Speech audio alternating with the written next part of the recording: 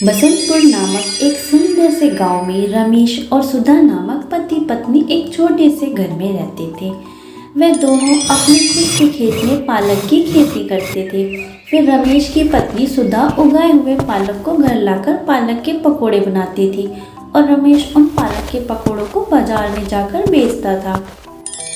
रमेश काफी सालों से पकोड़े बेचने का काम कर रहा था, जिस वजह से उसके कुछ ग्राहक बन चुके थे जो हमेशा शाम को उसके ठेले पर आकर गर्मा गर्म उसके हाथ के बने पकोड़े खाया करते थे।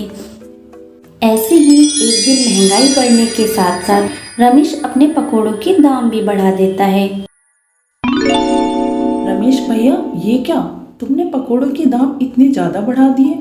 तुम्हारे पकोड़े तो मुझे बहुत ज़्यादा पसंद है, इसलिए तो मैं यहाँ रोज खाने आता हूँ, लेकिन तुमने तो इसके दाम इतने बढ़ा दिए। पर क्या करूँ, तुम्हारे हाथ के पकोड़े इतने स्वादिष्ट होते हैं कि खाए बिना मेरा मन नहीं मानता, इसलिए चला आता हूँ। अब एक प्लेट लगा दो मेरे लिए। अरे रमेश बेटा, एक प्लेट पकोड़े लगा देना, ये लो 20 रुपए। अरे बाबा, पकोड़े 20 के नहीं हैं, अब 30 के हो गए हैं। महंगाई बढ़ गई है ना, इसलिए पकोड़े के दाम भी बढ़ गए हैं। अरे बेटा, मेरे पास तो 20 ही रुपए हैं, अभी तो 20 के ही दे दे तू, जितने भी आ जाए। ठीक है बाबा, आज दे देता हूँ, मगर कल से 30 लाना पकोड़े खाने के लिए। ऐसा कहकर रमेश पकोड़े दे देता है। पकोड़ों के दाम बढ़ने के बाद भी रमेश के ग्राहक कम नहीं होते। उसके दुकान पर पहले जैसे ही रोज सुबह शाम भीड़ लगी रहती। रमेश सारे पकोड़ों को बेचकर अपने घर आ जाता है। घर आकर रमेश सोचने लगता है कि कैसे पकोड़ों से ज़्यादा पैसा कमा सके। पकोड़े तो मैं रोज बेचता हूँ और पैसे भी उतने ही आते हैं। मैंने पकोड़ों के दाम भी इसलिए बढ़ा दिए थे ताकि कुछ आमदनी ज़्यादा हो जाए, लेकिन अभी भी कुछ खास आमदनी नहीं हो रही है। आज ग्राहक तो थे पर पकोड़े खत्म हो गए थे। मुझे कुछ ऐसा करना होगा जिससे मैं ज़्यादा से ज़्यादा पकोड़े बना सकूं और उसे बेच सकूं। अरे हाँ, ये सही रहेगा। ऐसे रमेश सुबह खेतों में जाता है और पालक के साथ साथ पालक के बगल में उग रही घास को भी उखाड़ के ले आता है और अपनी पत्नी को लाकर देता है। सुधा, ये लो पालक और घास, इन दोनों को मिलाकर पकोड़े बना दो। क्या घास पालक के साथ मिला दूं? ये कैसी बात कर रहे हैं आप?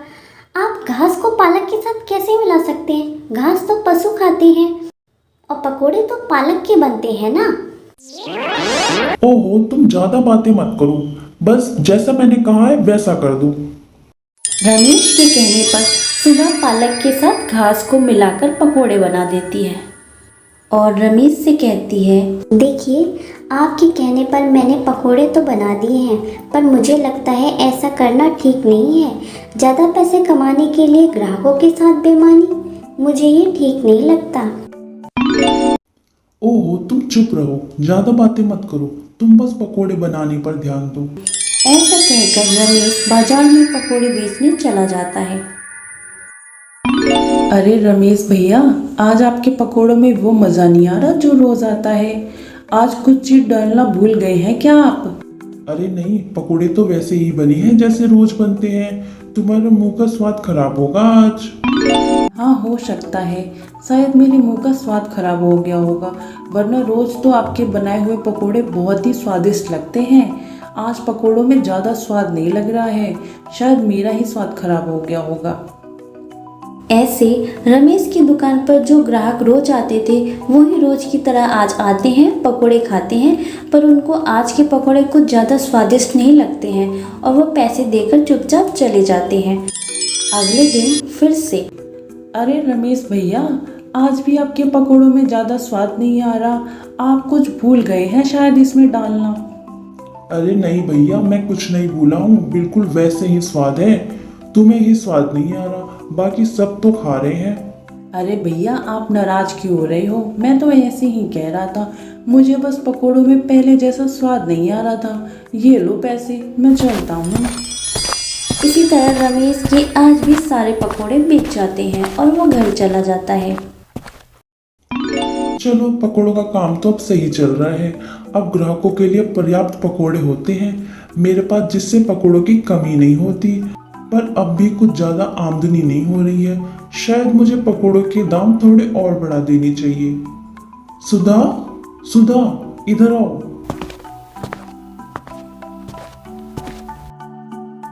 क्या हुआ जी? मैं कल से पकोड़ों के दाम बढ़ा रहा हूँ। अब से पालक के पकोड़े 30 रुपए से 40 रुपए प्लेट कर रहा हूँ। रमेश जी, इतना लालच ठीक नहीं है। अगर ग्राहकों ने आना बंद कर दिया तो हमारा ही घाटा होगा, और इन पकौड़ों को बेचकर हम इतना तो कमा ही लेते हैं कि हम अपना जीवन व्यापन कर सके। फिर ये पकौड़े के दाम बढ़ाना ही क्यों? तुम बस पकोड़े बनाने पर ध्यान दो, बाकी सब मुझ पे छोड़ दो, मैं सब देख लूंगा। सुधा के समझाने पर भी रमेश उसकी नहीं सुनता और अपनी मनमानी करता है। रमेश लालच में आकर पकोड़े के दाम को एकदम से बढ़ा देता है। पालक के पकोड़े 30 रुपए से सीधा 40 रुपए कर देता है। रमेश भैया, अभी कुछ दिन पहले ही तो तुमने पकोड़े के दाम बढ़ाए थे। अभी 10 दिन भी पूरे नहीं हुए कि तुमने फिर से दाम बढ़ा दिए। भैया, अभी तो मैं सस्ते में पकोड़े बेच रहा हूँ, वरना यही पकोड़ा बाहर से लोगे तो आपको 50 रुपए के मिलेंगे। अब तुम्हें मेरे पकोड़े लेने हैं तो लो, वरना यहाँ से जा सकते हो। लाइन में और भी ग्राहक खड़े हैं, हटिए हटिए यहाँ से। अगर ऐसी बात है तो मुझे नहीं खाने तुम्हारे पकोड़े। इस तरह वह आदमी नाराज होकर वहां से चला जाता है। पकोड़ों के दाम बढ़ने की वजह से अब रमेश के पास धीरे धीरे ग्राहक कम होने लगते हैं, और इसी बीच रमेश के ठेले के सामने एक दूसरा पालक पकोड़े बेचने वाला आ जाता है। उसके पास पालक के पकोड़े के साथ साथ और भी विभिन्न प्रकार के पकोड़े थे, जैसे मिर्च का पकोड़ा, आलू का पकोड़ा, पनीर का पकोड़ा। और उसके पकोड़े के दाम रमेश के पकोड़े से कम थे, जो मात्र 25 रुपए में पालक के पकोड़े बेच रहा था।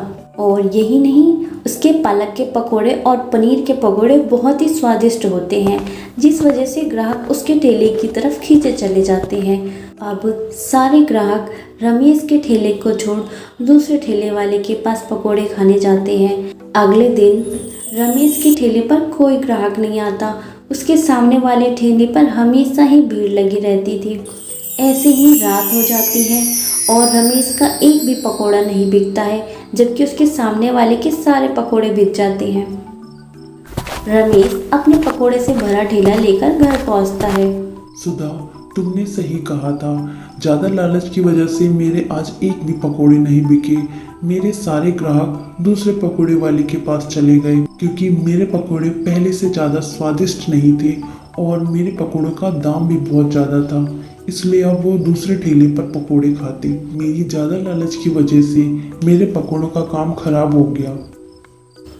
इस पर सुधा कहती है, अभी भी कुछ नहीं बिगड़ा है।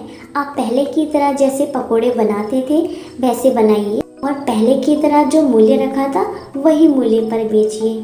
आपके पकोड़े बहुत जल्दी पहले जैसे बिकने लगेंगे। हाँ, तुम ठीक कह रही हो। मुझे तुम्हारी बात पहले ही मान लेनी चाहिए थी। अब मैं पकोड़े पहले के दाम पर ही बेचूंगा। इसी तरह अगली सुबह रमेश पकोड़े के दाम को 40 रुपए से हटाकर 20 रुपए कर देता है, और अब वह पकोड़ों में घास भी नहीं मिलाता था। अब वह केवल शुद्ध पालक के पकोड़े बनाता था, जिससे उसके पालक के पकोड़ों की खुशबू की वजह से रमेश के ग्राहक वापस उसके ठेले पर आकर पकोड़े खाने लगते हैं। और ये देखकर रमेश की खुशी का तो ठिकाना ही नहीं रहा।